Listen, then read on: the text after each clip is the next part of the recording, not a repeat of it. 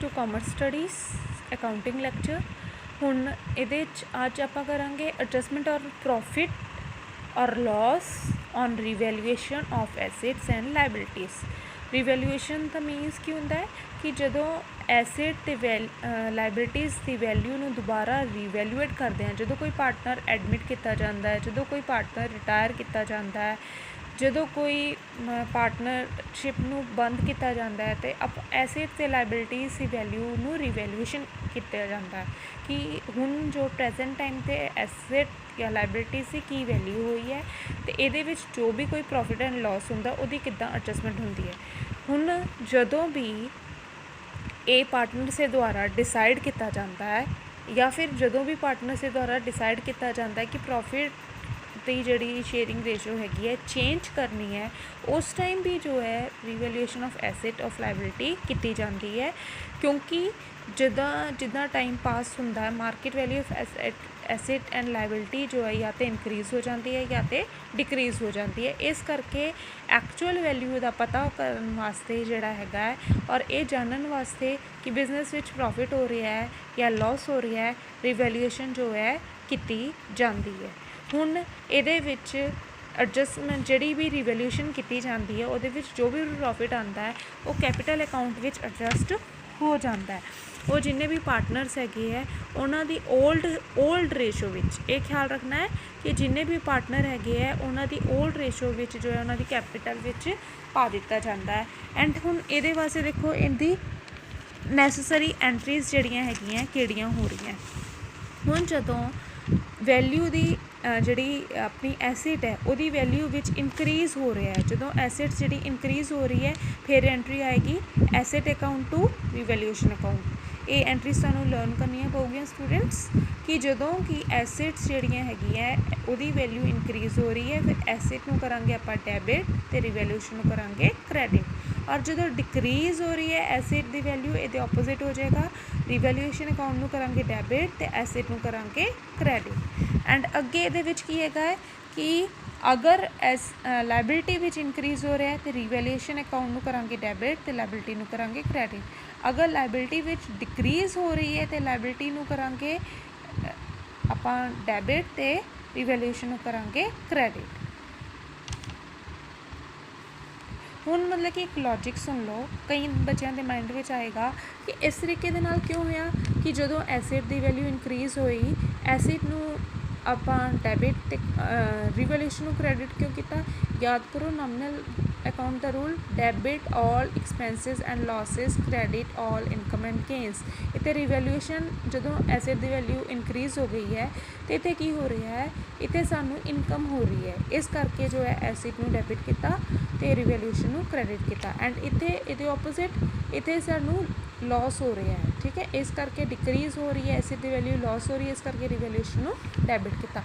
Just like that he इतने जदों साडी की हो रही है, इतने जदों लाइबिलिटीज़ इनक्रीज़ हो रही है तो ये साडा एक्सपेंस है, ठीक है, debit all expenses and losses expense है, इस करके रिवैल्यूएशन नूं डेबिट किया। एंड इतने की है डिक्रीज़ हो रही है तो इनकम इनक्रीज़ होएगी, इस करके इतने रिवैल्यूएशन नूं क्रेडिट किया। इस तरीके दे नाल फिर एंट्रीज आएंगी। हुण अगर जदों बैलेंस करना है, ठीक है, रिवैल्यूएशन अकाउंट जिहड़ा हैगा उहनूं बैलेंस भी करना है। जिद्दां तुसीं last year profit and loss account बनाया है to gross profit to net profit लिख के, बट हुण नैट प्रॉफिट नहीं लिखना, हुण ओनली प्रॉफिट या लॉस लिखना है, नैट वर्ड नहीं लिखना। तो हुण इसी तरीके दे नाल हुण भी जिहड़े अकाउंट्स नूं बैलेंस करना पेगा। अगर प्रॉफिट हो रहा है तो revaluation and to all partners capital, revaluation account नूं डेबिट करांगे टू ऑल पार्टनर्स कैपिटल, ठीक है। हुण इहदे विच की हैगा इन ओल्ड रेशो दे विच असीं करांगे। अगे की हैगा कि अगर लॉस हो रहा है फिर all partners capital to revaluation account, ये भी ओल्ड रेशो विच। हुण इहदे वास्ते एक परफॉर्मा देख लो, स्पेसिफिन देख लो, रिवैल्यूएशन अकाउंट लिखोगे, पर्टिकुलर लिखोगे, अमाउंट लिखोगे, पर्टिकुलर लिखोगे, अमाउंट लिखोगे। अगर डिक्रीज़ हो रही है वैल्यू एसेट दी उन्होंने करांगे डेबिट, अगर इनक्रीज़ हो रही है लाइबिलिटी की वैल्यू उन्होंने करांगे डेबिट। अगर मतलब कि कोई प्रोविज़न हैगी है, बैड डेट प्रोविज़न है, कोई भी डाउटफुल डेट की प्रोविज़न और वो फर्दर जरूरत भी है उन्होंने करांगे डेबिट विच। ਇੱਦਾਂ ਹੀ ਇਨਕਰੀਜ਼ ਹੋ ਰਹੀ ਹੈ ਐਸਿਡ ਦੀ ਵੈਲਿਊ 'ਚ, ਉਹਨੂੰ ਕਰਾਂਗੇ ਕ੍ਰੈਡਿਟ ਵਿੱਚ। ਅਗਰ ਕੋਈ ਵੈਲਿਊ ਲਾਇਬਿਲਿਟੀ ਦੀ ਡਿਕਰੀਜ਼ ਹੋ ਰਹੀ ਹੈ ਉਹਨੂੰ ਕਰਾਂਗੇ ਕ੍ਰੈਡਿਟ ਵਿੱਚ। ਅਗਰ ਕੋਈ ਪ੍ਰੋਵੀਜ਼ਨ ਹੈ ਜਿਹਨੂੰ ਫਿਊਚਰ ਵਿੱਚ ਨਹੀਂ ਆਪਾਂ ਲੈ ਕੇ ਜਾ ਰਹੇ, ਰਾਈਟ ਆਫ ਕਰ ਰਹੇ, ਉਹਨੂੰ ਕਰਾਂਗੇ ਕ੍ਰੈਡਿਟ। ਔਰ ਅਗਰ ਪ੍ਰੋਫਿਟ ਹੋ ਰਿਹਾ ਹੈ तो साडा आएगा डेबिट साइड, अगर अपना लॉस हो रहा है तो आएगा क्रेडिट साइड। जस्ट लाइक पिछले साल की तरह तुसी जिदा नैट प्रॉफिट नैट लॉस लिखते सी, बट हुण नैट वर्ड नहीं लिखना तो प्रॉफिट ते लॉस लिख के इनू बैलेंस करना है। हुण ये जिहड़ी अपनी फिगर्स आनी है, ये आनी है बैलेंसिंग फिगर आऊगी एक साइड, या तो इस साइड आऊगी या तो इस साइड आऊगी। जिहड़ी भी साइड आऊगी असीं पार्टनर सी ओल्ड रेशो दे विच उहनूं डिस्ट्रीब्यूट कर देना है। विद एग्जाम्पल आपां समझदे हां सामनों।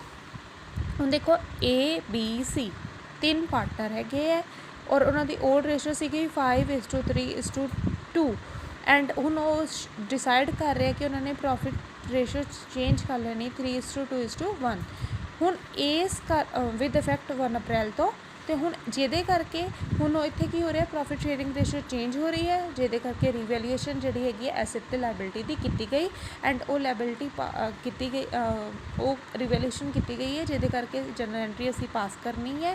एंड वो तो पहलां कुछ सानू इन्फॉर्मेशन दी गई है, मशीन दी गई है कि मशीन की साडे अकाउंट दे विच वैल्यू है 60,000 की एंड रिवैल्यूएट की है तो 5,000 के नाल घट गई है।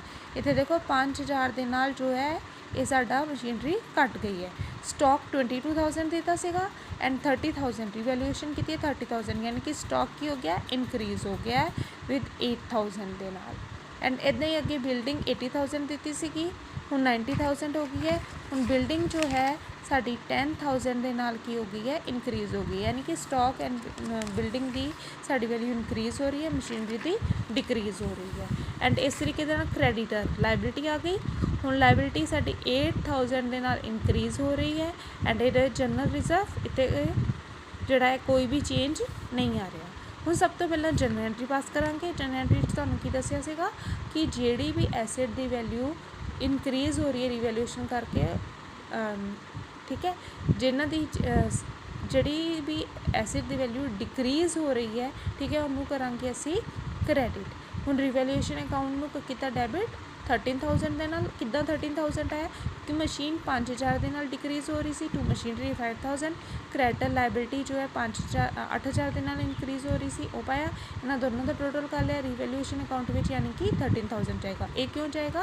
क्योंकि साडी मशीनरी जिहड़ी हैगी है डिक्रीज़ हो रही है एंड क्रेडिटर जिहड़े है लायबिलिटी की है इनक्रीज़ हो रही है। पहली एंट्री इस तरीके नाल पास कर देंगे। एंड फिर दूसरी एंट्री दे विच स्टॉक बिल्डिंग साडा इनक्रीज़ हो रहा सी, स्टॉक बिल्डिंग 10,000 के नाल, स्टॉक 8,000 के नाल, रिवैल्यूएशन दे विच यानी कि सानू 18,000 का फायदा हो रहा है। ठीक है, फिर अगे की है, अगे ये विच जो है तुसीं ये किद्दां पाओगे, ये सब ये एंट्रीज पाने वास्ते सब तो पहले तुहानूं रिवैल्यूएशन अकाउंट प्रिपेयर करना पेगा। रिवैल्यूएशन अकाउंट लिख के पर्टिकुलर अमाउंट। हुण देखो सब तो पहला मशीनरी 5,000 के नाल साडी डिक्रीज़ हो रही है, उन्होंने डेबिट करता। क्रेडिटर जिहड़े है 8,000 के नाल डिक्रीज़ हो रहा है, इनक्रीज़ हो रहा है, उन्होंने डेबिट करता। फिर स्टॉक 8,000 के नाल इनक्रीज़ हो रहा है, बिल्डिंग 10,000 के नाल इनक्रीज़ हो रही है, यानी कि ये आ गया 18,000। एंड जिहड़ा प्रॉफिट हो रहा है यानी कि रिवैल्यूएशन में कितना हो रहा है 5,000। हुण ये जिहड़ा 5,000 है ये पुरानी रेशो सी 5:3:2। इस रेशो दे विच तीनों पार्टनर ABC दे विच डिस्ट्रीब्यूट की जाएगी। हुण देखो डिस्ट्रीब्यूट की जाएगी। हुण पहला लिखांगे A दी कैपिटल 5,000 के नाल प्रॉफिट हो रहा है, इस करके ओ अमाउंट प्लस वो रेशो कितनी सी 5। रेशो देखो 5:3:2 5 6 7 8 9 10 यानी कि 10, यानी कि डिनोमिनेटर लिखांगे 10 और न्यूमरेटर ए दी कैलकुलेट कर रहे हैं वो लिखांगे 5। कैलकुलेट की 2,500, वो असी इत्थे पाती एज कैपिटल 2,500। अगे ही इस तरीके बीस कैपिटल भी मतलब कि कितना कैलकुलेट करनी है 5,000 प्रॉफिट मल्टीप्लाई में देखो यदा बी का शेयर कितना सीगा 3/10 3/10 कितना यदा 1,500, ये भी असी पाता 1,500। फिर इसी तरीके सी दी कैपिटल कैलकुलेट की 5,000 मल्टीप्लाई बाय 2/10, ये आ गया 1,000, ये भी आ गया साडा 1,000। और देखो तुसी इन्होंने प्लस कर लो 2,500 1,500 1,000, ये आ गया 5,000, यानी कि 5,000 प्रॉफिट तिन्नों में डिस्ट्रीब्यूट हो गया। इस तरीके कैलकुलेशन यदि की है। हुण यही जी असी एंट्री जी पास कीतियां कि जिहड़ी मतलब कि वैल्यू जिहड़ी है डिक्रीज़ हो रही सी एसेट की इनक्रीज़ हो रही सी लाइबिलिटी रिवैल्यूएशन अकाउंट यानी कि 13,000 का नुकसान हो रहा है। ठीक है, फिर स्टॉक तो बिल्डिंग तो रिवैल्यूएशन स्टॉक 8,000 नाल इनक्रीज़ हो रहा है 10,000 नाल यानी कि 18,000 का फायदा हो रहा है। फिर रिवैल्यूएशन अकाउंट में प्रॉफिट देखो उन्होंने रिवैल्यूएशन अकाउंट तो निकल आया प्रॉफिट 5,000 का। ठीक है, हुण ये उन्होंने ओल्ड रेशियो में असी डिस्ट्रीब्यूट करती एंड अगे की है जनरल रिजर्व की जी है ट्रांसफर करनी है। ठीक है, हुण ये आ गया ये साडा 30,000 का जनरल रिजर्व सीगा तो हुण ये गेनिंग सैक्रीफाइसिंग रेशियो कैलकुलेट करोगे तो जोड़ा बी है वो 130 के नाल गेन कर रहा है। हुण जोड़ा पार्टनर सैक्रीफाइस कर रहा है ठीक है वो रिजर्व नहीं देगा जोड़ा की कहते हैं ये लास्ट ईयर आप पढ़िया सीगा गुडविल वाली एंट्री जस्ट लाइक दैट कि बी जोड़ा है ठीक है वो है गेनिंग पार्टनर एंड सी जोड़ा है वो है लूजिंग पार्टनर और सैक्रीफाइसिंग पार्टनर और ए ना सैक्रीफाइस कर रहा है ना लूज कर रहा है। हुण तुसीं इहदे च वो भी कैलकुलेट करोगे गेनिंग रेशियो जस्ट लाइक पुरानी तरह दे नाल और इहदे विच की 30,000 है 130 गेनिंग रेशियो निकल आई तो 1,000 बीस कैपिटल अकाउंट टू सीज कैपिटल अकाउंट यानी कि जोड़ा गेनिंग पार्टनर है लूजिंग पार्टनर उन्होंने एंट्री पा के ए एंट्री हो गई एंड इस तरीके दे नाल जिहड़े सम करने हैं। Thank you students.